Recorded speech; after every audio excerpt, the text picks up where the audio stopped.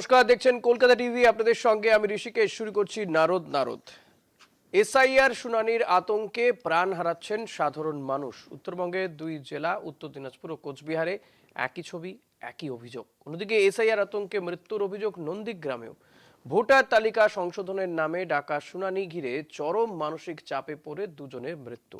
একজনের ঝুলন্ত দেহ উদ্ধার, অন্যজনের মৃত্যু হাসপাতালে পৌঁছানোর আগেই। নন্দীগ্রামে আতঙ্কে হৃদরোগে আক্রান্ত হয়ে মৃত্যু আরও একজনের। এই ঘটনাগুলো কি বিচ্ছিন্ন নাকি ক্রমবর্ধমান আতঙ্কেরই ফল, তাই নিয়ে তীব্র রাজনৈতিক চর্চা শুরু। রায়গঞ্জের সুভাষগঞ্জ এসআইআর ঘোষণার পর থেকেই আতঙ্কে দিন কাটাচ্ছিলেন বছর ৬৫-র বাবলু পাল। পরিবারের দাবি ৬ জানুয়ারি তাকে শুনানিতে ডাকা হয়। তারপর থেকেই মানসিকভাবে ভেঙে পড়েন তিনি।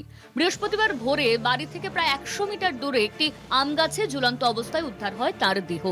বাবলু পালের পকেট থেকে একটি সুইসাইড নোটও উদ্ধার হয়েছে, যেখানে স্পষ্টভাবে লেখা এসআইআর সংক্রান্ত আতঙ্কই তার মৃত্যুর কারণ। শুনানিতে ডাকা হয়েছিল, শুনানি দিয়েছিল, হিয়ারিং এর নোটিশ যা দেওয়া ছিল জমা দেওয়া আসা হয়েছে। তা সত্ত্বেও তার টেনশন ছিল যে আমার বয়স হয়ে গেছে, আমি ভোটে কি করে নাম উঠাবো, নাম থাকবে না।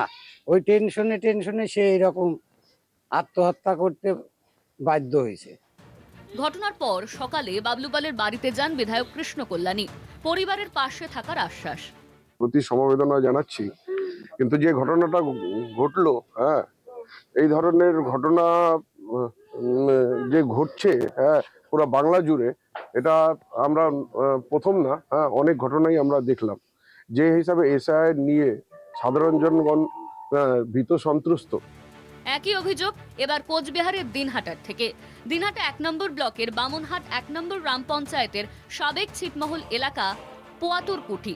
এখানকার বাসিন্দা নূর হোসেন মিয়া, বয়স ৪০, কর্মসূত্রে মাসখানেক আগে বিহারে গিয়েছিলেন। পরিবারের অভিযোগ, এসআইআর সংক্রান্ত শুনানিতে সশরীরে উপস্থিত থাকার খবর শোনার পরই মানসিক চাপে পড়ে যান নূর হোসেন। খবর পেয়ে তড়িঘড়ি বিহার থেকে দিনহাটার পথে রওনা দেন, কিন্তু গাড়ি থেকে নামার সময় গুরুতর অসুস্থ হয়ে পড়েন।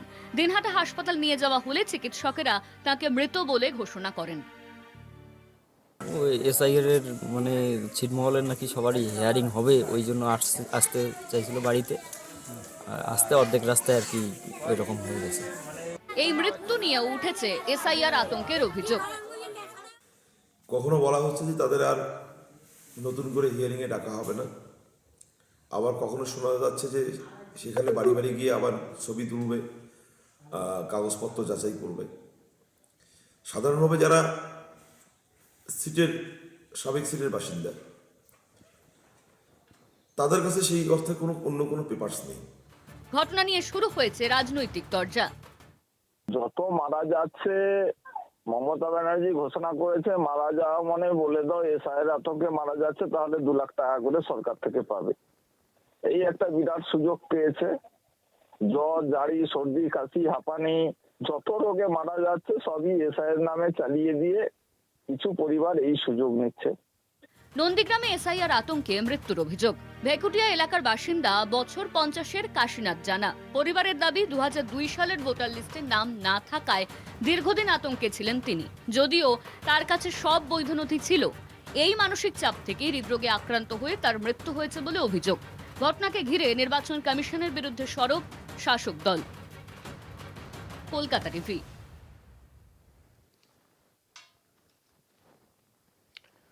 এই বিষয় নিয়ে আমরা আলোচনা করব। আমাদের সঙ্গে রয়েছেন তৃণমূল কংগ্রেসের পক্ষ থেকে রাজা ঘোষ। আপনাকে স্বাগত জানাবো। আমাদের সঙ্গে বিজেপির প্রতিনিধিও থাকবেন আমাদের এই অনুষ্ঠানে, অন্যদিনের মতনই।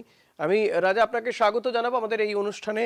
একের পর এক জেলাতে এসআইআর এর যে আতঙ্ক, সেই আতঙ্কে কিন্তু দেখা যাচ্ছে যে অন্তত তাদের যাদের কাছ থেকে সুইসাইড নোট উদ্ধার হচ্ছে বা তাদের পরিবারের লোকজন দাবি করছেন যে আতঙ্কের মধ্যে দিন কাটাচ্ছিলেন, আতঙ্কে তাদের হৃদরোগে আক্রান্ত হয়ে মৃত্যু, এই ঘটনা ঘটছে। এই ঘটনাগুলো কি প্রমাণ করে বলে আপনার মনে হয়? নমস্কার, শুভ সন্ধ্যা।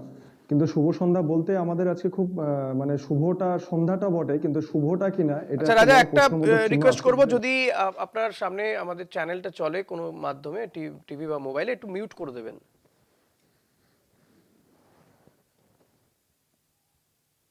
হ্যাঁ, শোনা যাচ্ছে? বলুন বলুন। হ্যাঁ, আজকের এই সন্ধ্যাতে আমরা যেখানে এসে বসছি, এখন আমরা শুভ বলতে পারছি না, কারণ আমরা সকলেই জানি যে কেন্দ্রে যে সরকার রয়েছে এই সরকার মানুষের জন্য সরকার নয়, এই সরকার মানুষকে লাইনে দাঁড় করানোর জন্য সরকার। প্রথমে আমরা কি দেখতে পেয়েছিলাম? আমরা প্রথমে দেখতে পেয়েছিলাম যে কেন্দ্রের নোটবন্দির লাইন, প্রথমে নোটবন্দির লাইন, তারপরে আমরা চলে আসলাম লকডাউনের লাইন, লকডাউনের লাইনের পরের থেকে চলে আসছে আমাদের এখন এই এসআইআর এর লাইন। আজকে জেলার মানুষ সহ পশ্চিমবঙ্গের মানুষ সহ আজকে সবাই ভীত। আজকে ছাত্র যুবেরা, আজকে সবাই যারা দিল্লিতে পড়াশোনা করছে, বাইরের জেলাতে যারা পড়াশোনা করছে, যারা স্টাডি নিয়ে পড়াশোনা করছে, তারা আজকে নিজের কলেজ, নিজের বিশ্ববিদ্যালয়, নিজের সমস্ত কাজকর্ম ছেড়ে দিয়ে এই লাইনে দাঁড়াতে হচ্ছে। এবং বৃদ্ধ মা বোনেরা যারা রয়েছে, বৃদ্ধ লোকেরা যারা রয়েছে, তারা আজ চিন্তিত যে তারা কি করবে, কোথায় যাবে, কার কাছে যায় দাঁড়াবে। কোনো বিজেপি নেতা, কোনো সাংসদ, কোনো এমএলএরা তারা আজকে পাশে এসে দাঁড়ায়নি, পাশে এসে দাঁড়িয়েছে তৃণমূল কংগ্রেস। আপনারা জানেন যখন নির্বাচন হয়, যখন নির্বাচন ঘোষণা হয় নির্বাচন কমিশনের থেকে, প্রতিনিয়ত তারা ব্লকের স্তরে আমরা দেখতে পারি, আমরা বিডিও স্তরে দেখতে পারি, আমরা গ্রাম পঞ্চায়েত স্তরে দেখি, তারা আশ্বাসন দেয় যে হ্যাঁ আমরা রয়েছি, আপনারা ভোট কেন্দ্রে আসুন। তাহলে এই ক্ষেত্রে রাজা, কেন একটা আশ্বাসন বিষয় দেওয়া হচ্ছে না? তাহলে কি এই জানতে ক্ষেত্রে চাওয়ার মানুষের যে কোনো দাম নেই? আপনারা প্রতিবাদ করছেন, আপনাদের দলের প্রতিনিধিরা বারবার কমিশনের দ্বারস্থ হচ্ছেন যাতে বয়স্ক ব্যক্তিদেরকে শুনানিতে ডাকা না হয়, কিংবা যারা পরিযায়ী শ্রমিক তাদের যাতে ভার্চুয়ালি শুনানি করা হয়, এই ধরনের আবেদনও আপনারা রেখেছেন, তারপরেও শোনা হচ্ছে না এই বিষয়গুলো। এটা কি মনে হয়? দেখুন, নির্বাচন কমিশনের যে সেন্ট্রাল অবজারভার টিম রয়েছে, এদের স্পষ্ট একটি কথা এরা বুঝিয়ে দিচ্ছেন, এরা বাংলা বিরোধী, বাঙালি বিরোধী। জাত মাত নির্বিশেষে যারা বাঙালি বেছে বেছে তাদেরকে টার্গেট করা হচ্ছে। বাংলাকে কি করে হ্যাকেল করা যায়, মানুষকে কি করে হ্যাকেল করা যায়। আজকে যেখানে রাজা, এসআইআর তো আম গোটা জনসাধারণ, দেশের 12টি রাজ্যে তৃণমূল হচ্ছে, কংগ্রেস মমতা একটি বন্দ্যোপাধ্যায় কেন্দ্রশাসিত অঞ্চল 11টি রাজ্যে, মোট 12টি জায়গাতে তো এসআইআর হচ্ছে, তো সেখানে তো সবাই বাঙালি নয়। এসআইআর হচ্ছে, কিন্তু এখানে দাঁড় করিয়ে পশ্চিম বাংলার ক্ষেত্রে যখন আমরা দেখতে পাচ্ছি, পশ্চিমবাংলার ক্ষেত্রে যখন দেখতে পাচ্ছি সমস্ত কিছু ওলট পলট মনে হচ্ছে। আপনি চিন্তা করুন না, যেখানে নির্বাচন কমিশনাররা বৃদ্ধ মানুষদেরকে যখন ভোটের অধিকার নেওয়ার জন্য তাদেরকে বুথে গিয়ে লাইনে দাঁড় করাচ্ছেন বা বাড়ি বাড়ি ভোট যাচ্ছে, তাহলে এইবারে নির্বাচনে তাদেরকে প্রয়োজন, অথচ এসআইআর এর তাদেরকে কেন সুযোগ সুবিধা দেওয়া হচ্ছে না? আমরা বারংবার বলে আসছি, যারা বৃদ্ধজনেরা রয়েছে, যারা গর্ভবতী মহিলারা রয়েছেন, তাদেরকে সুযোগ সুবিধা দেওয়া হোক, তাদেরকে বাড়িতে যাওয়া হোক নির্বাচন কমিশনের লোকরা, বা এসআইআর এরকম একটা নিয়ম করা হোক। আমরা বারংবার ভাবে আমাদের নেত্রী, আমাদের তৃণমূল কংগ্রেসের দলের থেকে বলা হয়েছে, কিন্তু এখনো পর্যন্ত নির্বাচন কমিশনের পক্ষ থেকে কোনো রকম এই বিষয় নিয়ে কোনো রকম আলোচনা বা কোনো রকম কিছু আমরা শুনতে পারিনি। কিন্তু রাজা, এক্ষেত্রে বিজেপি বারবার যেটা অভিযোগ করে যে যদি কাউকে শুনানিতে ডাকা হয়, কোথাও যদি অসঙ্গতি থাকে, তার শুনানি ফেস করতে অসুবিধে কোথায়? তাহলে কি এতদিন ধরে যারা রয়েছেন, সবাই নয়, অন্তত বিশেষ কয়েকজনকে যাদেরকে শুনানিতে ডাকা হচ্ছে তাদের মধ্যে অনেকাংশে, তাহলে কি তাদের কাছে সঠিক ডকুমেন্টস নেই? তারা কি সত্যি ওপার বাংলা থেকে এসে রয়েছে এবং সেই ডকুমেন্টসগুলো যা বানিয়েছে সবই জাল? তাই কি তারা আতঙ্কের মধ্যে দিন কাটাচ্ছে? এই বিষয় নিয়ে কথা না, না, একদমই নয়, একদমই নয়। তাহলে জাল নথি, তাহলে তো আগে সর্বোচ্চ যারা সাংসদরা রয়েছে, যেই ভোটে নির্বাচিত এই সরকারকে তাহলে প্রথমে আগে রিজাইন দিতে হবে, তাহলে মানুষকে তারপরে মনোনীত করুক বা নির্বাচিত করুক তারা জাল কিনা। তাহলে তো এই জালি লোকেদের, যদি আপনার কথা অনুযায়ী, আমি বিজেপির কথা অনুযায়ী যদি মনে করি যে এই লোকেরা জালি, তাহলে এই জালিদের ভোট নিয়ে তো আপনারা সাংসদ হয়েছে। আজকে আপনি মনে করুন, যে স্টুডেন্টটা দিল্লিতে পড়াশোনা করছে, সেই স্টুডেন্টের কোনো কারণবশত তার নাম অক্ষর মেলেনি, তাদের 2002 সালে ভোটার নাম রয়েছে তার মা বাবার, সেই স্টুডেন্টকে পরীক্ষা না দিয়ে নির্বাচন কমিশন তাকে ডেকে পাঠাচ্ছে। তার মানে পরীক্ষার আগে নির্বাচন কমিশনের হাজিরা, এটা কে নির্ধারিত করে দেবে? কিন্তু এই যে এসআইআর হচ্ছে বলে আমরা দেখতে পাচ্ছি যে কত মানুষ যাদের মৃত্যু হয়েছে, তারা এখনো পর্যন্ত এই নির্বাচন কমিশনের যে ভোটার লিস্ট, সেই ভোটার লিস্টে ছিল। তো এই সংখ্যক মানুষের নাম তো বাদ গেল এসআইআর এর ফলে। তাহলে এসআইআর এ মানে অসুবিধাটা কোথায়, মূল অসুবিধা কোথায় বলে আপনার মনে হচ্ছে? এসআইআর এর মানে আমরা এমন একটা জায়গায় রয়েছি, এসআইআর এই প্রক্রিয়াটাই প্রায় শেষের পথে। একদম, একদমই তাই, একদমই তাই। আমরা শেষের পথে এসেছি, কিন্তু যত ধরনের জটিলতা আমরা শেষে এসে দেখতে পাচ্ছি যে বিভিন্ন ধরনের যারা মাইগ্রেন্ট লেবাররা রয়েছে তারা বাইরে রয়েছে। আজকে বুঝুন, তাদের আর্থিক অবস্থা এরকম নেই। আজকে যারা বাইরে কাজ করছে তাদেরকে বলা হচ্ছে, আমরা বলছি যে যারা মাইগ্রেন্ট লেবাররা রয়েছে তাদেরকে ভিসির মাধ্যমে আপনারা নিন, সমস্ত ডকুমেন্টস তাদের পরিবার দিচ্ছে, তা সত্ত্বেও তাদেরকে বলছে না, সশরীরে তাদেরকে হাজিরা।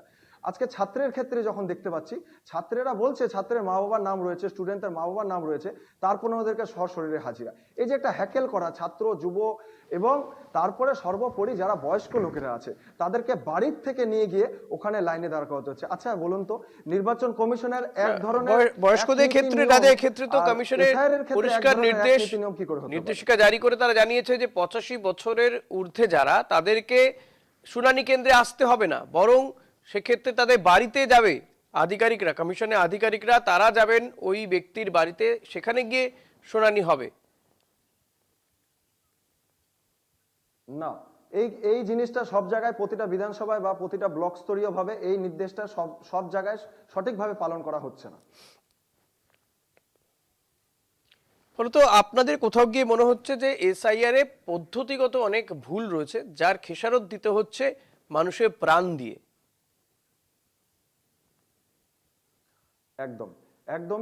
একদমই ঠিক, একদম এটার ভুল খেসারত দিতে হচ্ছে, এবং এর খেসারতটা আরো গুণ দিতে হবে আগামী নির্বাচনে।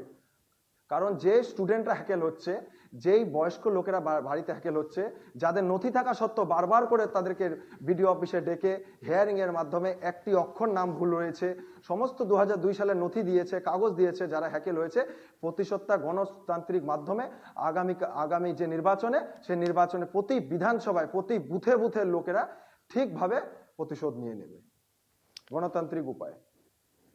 আচ্ছা, আপনি বলছেন যে এর ফলস্বরূপ যে এর প্রতিক্রিয়া সাধারণ মানুষের হবে, যে ইভিএম এর মধ্যে মানুষ জবাব দেবে কমিশনকে নাকি বিজেপিকে? জবাবটা কাকে দেবে? কমিশন তো ভোটে দাঁড়ায় না, সেক্ষেত্রে আপনাদের যে অভিযোগ দীর্ঘদিনের যে বিজেপি দ্বারা পরিচালিত হচ্ছে কমিশন, তাহলে বিজেপিকে আপনারা বলছেন যে জবাব দেবে মানুষ এই জায়গাতে দাঁড়িয়ে। কিন্তু আরেকটা বিষয় উঠে আসছে যে এত সংখ্যক মানুষের যখন মৃত্যু হচ্ছে, আপনারা পাশে দাঁড়ালেও আপনাদের অভিযোগ যে অনেকাংশেই বিজেপি তাদের পাশে দাঁড়াচ্ছে না, সেই অভিযোগ বারবারই আপনারা করেছেন। এবং একের পর এক ঘটনা, এটা যে প্রথম ঘটনা ঘটছে এমনটা নয়, এই যবে থেকে এসআইআর এর ঘোষণা করা হয়েছে তারপর থেকে একাধিক এই ধরনের ঘটনা সামনে এসেছে। আমরা এসআইআর এর যে পর্বে রয়েছি, একদমই শেষ পর্বে রয়েছি, শেষের দিকে চলে এসছে, কারণ আগামী 14 তারিখে 14ই ফেব্রুয়ারি চূড়ান্ত ভোটার তালিকা প্রকাশিত হবে। তার আগে দেখা যাচ্ছে যে একের পর এক এই আতঙ্কে মৃত্যুর ঘটনা ঘটছে, এবং এই মৃত্যু নিয়ে বিজেপির অভিযোগ যে এই মৃত্যুগুলো ঘটছে সেগুলো পেছনে অন্য কোনো কারণ থাকতে পারে, এটা নিয়ে এসআইআর এর আতঙ্ক বলে দেখানোর চেষ্টা করা হচ্ছে, এমন অভিযোগ বিজেপি বারবার করে আসছে। যদিও তৃণমূল কংগ্রেসের বক্তব্য যে এই যে দ্রুততার সঙ্গে যে তাড়াহুড়ো করে এসআইআর করা হচ্ছে, তার ফলস্বরূপই মানুষ আতঙ্কে ভুগছে এবং সে কারণেই তাদের মৃত্যুর ঘটনা ঘটছে। অর্পিতা কর্মকার রয়েছেন বিজেপির পক্ষ থেকে আমাদের সঙ্গে, আমাদের এই অনুষ্ঠানে। আপনাকে স্বাগত জানাবো অর্পিতা। তৃণমূল কংগ্রেসের বক্তব্য এবং আমরা একাধিক জায়গার, উত্তর দিনাজপুর, কোচবিহার, নন্দীগ্রামে সেখানকার ছবি দেখিয়েছি, যেখানে দেখা যাচ্ছে এসআইআর এর আতঙ্কে তাদের মৃত্যু হচ্ছে, কখনো তাদের পরিবার দাবি করছে, বা সুইসাইড নোট উদ্ধার হচ্ছে যেখানে লেখা হচ্ছে যে এসআইআর এর আতঙ্কেই ভুগছিলেন, মানসিক অবসাদে ভুগছিলেন, মানসিক যন্ত্রণায় ছিলেন। তৃণমূলের যেটা দাবি যে এসআইআর হচ্ছে, হোক, পদ্ধতিগত কোথাও একটা ভুল রয়েছে, যার খেসারত দিতে হচ্ছে এতগুলো মানুষের প্রাণ দিয়ে। সেক্ষেত্রে আমি বলতে চাই যে তৃণমূল ভুল বোঝাচ্ছে জনগণকে ভুল বোঝাচ্ছে জন্য মানুষের মনে বিভ্রান্তির সৃষ্টি হচ্ছে। এই ভুল বোঝানোর কারণে এখানে বিভ্রান্তির সৃষ্টি হচ্ছে। তাহলে তৃণমূল যদি সেটাই হয়ে থাকে যে এসআইআর এর কারণে, তাহলে তৃণমূল নেতারা ইনমিনেশন ফর্ম কেন ফিল আপ করলো? তৃণমূল নেতারা কেন ইনমিনেশন ফর্ম ফিল আপ করলো? যদি এসআইআর যদি ভুল পদ্ধতি হয়ে থাকে, তাহলে তৃণমূল নেতারা কেন এসআইআর ফর্ম ফিল আপ করলো? না, আপনি বলছেন তৃণমূল নেতারা কোথাও গিয়ে ভুল বুঝিয়েছে মানুষকে, তার ভুল ফলস্বরূপ বুঝিয়েছে মানুষকে, হ্যাঁ ভুল বুঝিয়েছে এবং ভুল বোঝানো হচ্ছে এখনো পর্যন্ত। কিন্তু তৃণমূল তো তাদের রাজনৈতিক যে অবস্থান তারা সেই জায়গা থেকে কথা বলছে। এই হুম। এসআইআরটা কি কি কি হবে, এই পদ্ধতিগত বিষয়গুলো তো ঠিক করা উচিত ছিল, এখনো উচিত কমিশনের। কিন্তু আমরা দেখতে পাচ্ছি যে একের পর এক দিন যাচ্ছে, একটার পর এক দিন যাচ্ছে, একটার পর একটা নিয়মের বদল ঘটছে। কখনো বিএলওদের অ্যাপে নতুন অপশন জুড়ে দেওয়া হচ্ছে, কখনো নতুন কোনো নিয়ম ঘোষণা করছে কমিশন। এইগুলো কি সাধারণ মানুষের জন্য খুবই সুখকর বলে আপনার মনে হয়? একটা প্রত্যন্ত অঞ্চলের মানুষ এই যে নতুন নতুন নিয়মের মধ্যে জাতাকলে পড়ে, তাদের জন্য এই বিষয়টা খুবই মানে ফলপ্রসূ, সুবিধাজনক বলে মনে হয়? তো সেখানে তো সবাই তো সহযোগিতা করছে, সহযোগিতা করছে না এমনটা তো নয়। সকল যেরকম পার্টি সহযোগিতা করছে, সেরকম হচ্ছে বিজেপির লোকও সহযোগিতা করছে, সেরকম অন্য অন্য পার্টির যারা আছে তারা সকলে সহযোগিতা করলেই তো আমার মনে হয় সবকিছুর মানে বিভ্রান্ত থেকে মানুষ বেরোতে পারে এবং কাজটাও এসআইআর এর কাজটাও খুব সুন্দর করে হতে পারে। এটাই তো মনে হয়। যদি তৃণমূল ভুল বোঝায় তাহলে আপনারা সঠিকটা বোঝাননি কেন? আপনারা কি বুঝিয়েছিলেন সঠিকটা কি? হ্যাঁ, আমরা তো বুঝিয়েছিলাম সঠিকটা কি এবং এখনো আমরা বুঝিয়ে যাচ্ছি এবং মানুষের পাশে আছি আমরা। তারপরেও এতগুলো মৃত্যু কেন হলো? তাহলে এত প্রাণ ঝরে পড়ছে কেন? তাহলে কি আপনাদের বোঝানোতে ভুল, নাকি মানুষ তৃণমূলের কথা বেশি শুনছে? সেটা এখনো পর্যন্ত তদন্ত হয়নি যে হচ্ছে যে এসআইআর এর কারণেই মানুষ মারা যাচ্ছে। সেটা কি তদন্ত হয়েছে যে এসআইআর এর কারণেই মানুষ মারা যাচ্ছে? সেটা সঠিক তদন্ত হোক। তা আপনার মনে হয় না অর্পিতা, যে এই এই যে এতগুলো মৃত্যুর ঘটনা ঘটছে, কেউ আত্মহত্যা করছেন, কেউ হৃদরোগে আক্রান্ত হয়ে মারা যাচ্ছেন, এটা সত্যি এতগুলো দিন ধরে যখন চলছে তদন্ত হওয়া উচিত? আপনারা কেন এই দাবি, জোরালো দাবি করছেন না কমিশনের কাছে? আপনাদের প্রতিনিধিরা বা শুভেন্দু অধিকারীরা তো গিয়েছেন বারবার করে কমিশনের কাছে, কেন এই দাবিটা করছেন না যে এই মানুষগুলোর মৃত্যু কি করে হলো এটা সঠিক তদন্ত হোক? আর কবে হবে?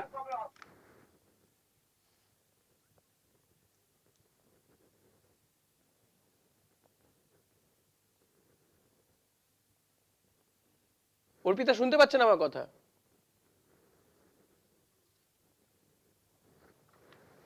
কোনোভাবে হয়তো যোগাযোগ বিচ্ছিন্ন হয়ে গেছে। আমি রাজা আপনার কাছে আসবো। যে কথা অর্পিতা বলছেন যে আপনারা মানুষকে ভুল বুঝিয়েছেন, এসআইআর নিয়ে আপনারা ভুল বুঝিয়েছেন, তাই মানুষ আতঙ্কে রয়েছেন বা আতঙ্কের জেরে তাদের মৃত্যু হচ্ছে। এটা মানুষ উনি যে কথাটা বললেন, উনি একটা হাস্যকর মতন কথাটা বললেন। এত হাজার হাজার মানুষ, লক্ষ লক্ষ মানুষ বা কোটি কোটি বাংলার জনসাধারণ মানুষ তথা আমাদের জেলার মানুষরা যখন ভারতীয় জনতা পার্টিকে এখান থেকে বড়ম্বর ভাবে সাংসদ জিতিয়েছেন, কেন্দ্রীয় মিনিস্টার করেছেন, বর্তমানে যিনি সাংসদ রয়েছেন বা বিজেপি নেতারা একটা ছবি একটা পোস্ট কোথাও যেখানে বাড়ি বাড়িতে গিয়ে এসআইআর নিয়ে ওনারা ক্যাম্পিং করেছেন বা হেল্প ডেস্ক হয়েছে বা সাংসদ বা বিজেপির বিধায়করা কোনো সময় বিডিও অফিসে গিয়ে বা মানুষের পাশে গিয়ে আশ্বাস দিয়েছেন যে আমরা রয়েছি, এরকম একটা ছবি আমাদের কাছে এখনো অবধি তো আমরা দেখতে পারিনি বা ওদের নেতৃত্ব সে দেখতে পাইনি। ওনারা মানুষকে বিপদে ফেলে এখন বলছেন ওনারা মানুষের পাশে আছেন, বা এটাকে ওনার কেন্দ্র সরকার নির্বাচন কমিশনার মানুষকে বোকা বানাচ্ছে এবং মানুষকে যে এই লাইনের জবাব আগামী 26-এর নির্বাচনে মানুষ বুথে বুথে বাড়ি বাড়িতে জন্য রেডি রয়েছে। ঠিক গণতান্ত্রিক মাধ্যমে ইভিএম এ মানুষের জবাব দিয়ে দেবে। মানুষকে হ্যাকেল যেটা হচ্ছে, মানুষ যেটা বিভ্রান্তিতে আছে।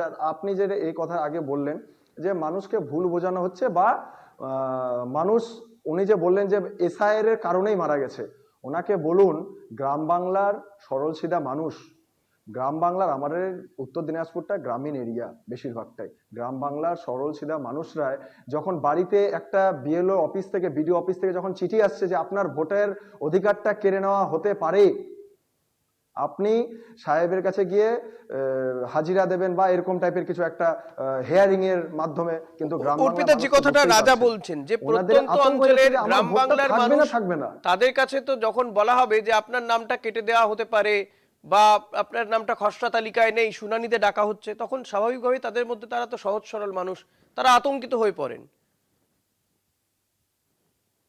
অসুস্থ ছিলেন, হ্যাঁ, এবং বয়সও হয়ে গেছিল ওনার 65 বছর বয়স। উনি প্রচন্ড অসুস্থ ছিলেন। ওনার নাম হচ্ছে বাবলু পাল, ঠিক আছে, সুভাষগঞ্জ এলাকায়। সেখানে আমরা গিয়ে কাজ করি। আমি রায়গঞ্জেরই বাসিন্দা, সেখানে আমরা গিয়ে কাজও করেছি। তো সেই জায়গাটা থেকে মনে হয় না যে আর উনি যেই মানে আমার বিরোধী দল যিনি বললেন, তো সেখানটায় যে খসড়া তালিকা থেকে নাম বাদও যায় ওনার, সে কোনো না কোনো কারণবশত তিনি প্রমাণ করতে পারেননি। এক, আর তো আমাদের তো এই যে সিএ বাবলু পাল 65 অ্যাপ্লিকেশন, বছর বয়স, তিনি কি বয়সজনিত কারণে মারা গিয়েছেন দিদি? তিনি তো অসুস্থ অর্পিতা ছিলেন। অসুস্থ উনি তো ছিলেন? অসুস্থ ছিলেন। তিনি সুইসাইড করেছেন, তার পকেট থেকে একটি সুসাইড সুইসাইড নোট নোটে লিখে উদ্ধার দিয়ে হয়েছে। গেছেন উনি অসুস্থ ছিলেন। এসআইআর এর কোনো কারণে উনি, তাহলে তো এসআইআর এর কারণে যদি উনি মারা যেতেন, তাহলে তো উনি ওখানে তো লিখে যেতেন যে এসআইআর এর কারণে আমার মৃত্যুর কারণ। কিন্তু আমরা যা খবর পাচ্ছি তাতে এসআইআর সংক্রান্ত আতঙ্কের জেরেই তার মৃত্যু, সেটা নাকি সুইসাইডে লেখা ছিল। সেটা সুসাইড নোটে সেটা ছিল না। সুসাইড নোটে আমরা ওখানে গিয়ে, আমরাও তো ফিল্ডে কাজ করি, আমরা ওখানে গিয়েছিলাম, আমরা ওখানে গিয়ে দেখেছি যে সুসাইড নোটে এটাই লেখা ছিল উনি অসুস্থ ছিলেন বহুত দিন যাবত। সেটা তাই বিভ্রান্ত করার চেষ্টা করা হচ্ছে এখন এসআইআর এর কারণে। এসআইআর মানে এর উনি দিকে ফেলে অসুস্থ দেওয়া ছিলেন হচ্ছে তাই সেই সুইসাইড মৃত্যুটা। করেছেন। হ্যাঁ, মৃত্যুটা এসআইআর এর দিকেই ফেলে দেওয়া হচ্ছে। বিরোধী রাজা দল এটা রাজা রাজা সরাসরি কি বলবেন? মানে আমার জানা ছিল না অসুস্থতা দারুণে মানুষ, তবে প্রায় পার্সেন্টেজ আপনি জানেন, এর পার্সেন্টেজ আমি ইকুয়াল ভাবে বলতে পারবো না, সবার কম বেশি ব্লাড প্রেশার থাকে, অসুস্থ, তার মধ্যে একজন লোককে বাড়িতে হেয়ারিং এর কাগজ দেওয়া হচ্ছে। আপনি বুঝতে পারছেন? অসুস্থ লোককে একজন হেয়ারিং এর বলা হচ্ছে যে আপনাকে হেয়ারিং এ যেতে হবে, সেই মানুষটার কি যেতে পারে? আজকে গ্রাম বাংলার সরল সিধা মানুষের সাথে এরকম করে ব্যবহার করছে ভারতীয় জনতা পার্টি, যেখান থেকে লক্ষাধিক ভোটে এখানকার সাংসদ জিতেছেন, সেই লোকটা হয়তো ভোট দিয়েছেন ওনাদেরকে। আজকে যেখানে অসুস্থ লোক, তাকে বলা হচ্ছে যে আপনাকে অমুক তারিখে হাজিরা দিতে যেতে হবে, হেয়ারিং এ যেতে হবে। ওই মানুষ গোটা রাত্রিবেলা বুঝতে পারেনি যে উনি ডকুমেন্টস কোথা থেকে জোগাড় করবেন। খেটে খাওয়া নির্বাচন মানুষ, আর কমিশন কি আপনাকে করে ওনার জানবে? কোনো সন্তান ছিলেন না। নির্বাচন কমিশন কি আমি করে সংবাদ জানবে যে তিনি মাধ্যমের অসুস্থ করেছিলাম। ছিলেন? 3 বছরের তৃণমূল সাংসদ জেতা, তার একদমই বাড়িতেও হচ্ছে হেয়ারিং এর একদমই কাগজ ঠিক, আছে। একদমই ঠিক, একদম ঠিক বলেছে আমার, একদমই সে তো ঠিক আমরা বলেছে আমার দেখছি, বিরোধী যিনি বলেছেন অর্পিতা, আমরা দেখছি নির্বাচন সে তো কমিশন জানেন না কে নোবেলজয়ী অসুস্থ লোক। অর্থনীতিবিদ নির্বাচন অমর্ত্য কমিশন সেন, জানেন তার না কে বাড়িতেও ছাত্র। শুনানির নোটিশ উনি গিয়েছে। শুধু সাংসদ জেতা, তার বাড়িতেও নোটিশ গেছে। একদমই তাই। নির্বাচনকে নির্বাচনের মতন কাজ কমিশন 10 করতে বছরের দিন। বিধায়ক কান্তি গঙ্গোপাধ্যায়, করার কোনো মানে হয় মন্ত্রী, না। তার বাড়িতেও যেখানে শুনানির দেখা গেছে নোটিশ গিয়েছে। যেখানে দেখা গেছে কলকাতায় 4000 ভোটার, সেখানে কি করে দেখা যায়? সেখানে মোহাম্মদ 2 লক্ষ শামী, ভোটার, SIR সাংসদ কোনো দেব, ছিল না। তাদের বাড়িতেও নোটিশ গিয়েছে। একদম একদম একদম যেখানে একদম। 4000 শুধু ভোটার ভারতীয় দেখা জনতা গেছে, পার্টির কিছু সেখানে 2 dedicated লক্ষ worker ভোটার, বা dedicated সেখানে কি কিছু SIR এর leader প্রয়োজন বাদ ছিল দিয়ে না? কারোর বাড়িতে যাচ্ছে না। একদম। অর্পিতা, আপনি এখানে একটা কেসে কথা পদ্ধতি বললেন, ভুল, বাবলু ভুল পাল নির্বাচন 65 কমিশনের। বছর গোটা বয়স। আমি পদ্ধতি আপনাকে ভুল। আরেকটা তথ্য গোটা দিচ্ছি। পদ্ধতি ভুল। এই ছিটমহল এলাকার বাসিন্দা 40 বছর বয়স নূর হোসেন মিয়া, তিনি তো অসুস্থ ছিলেন না। তাকে ডাকা হয়েছিল সশরীরে উপস্থিত থাকতে হবে বলে। তিনি মানসিক চাপে, তার পরিবারের দাবি যে তিনি মানসিক চাপে তার এটা মৃত্যু হয়েছে। এবং বিরোধীরা সেটা এখন, এটা পশ্চিম বাংলায় এটা একটা ট্রোল হয়ে গেছে। যদি কেউ মারা যায় তাহলে সেটাই এখন এসআইআর এর কারণেই মারা যাচ্ছে। কিন্তু তার পরিবারের লোকও তার মিথ্যে বলছে, আপনি বলছেন।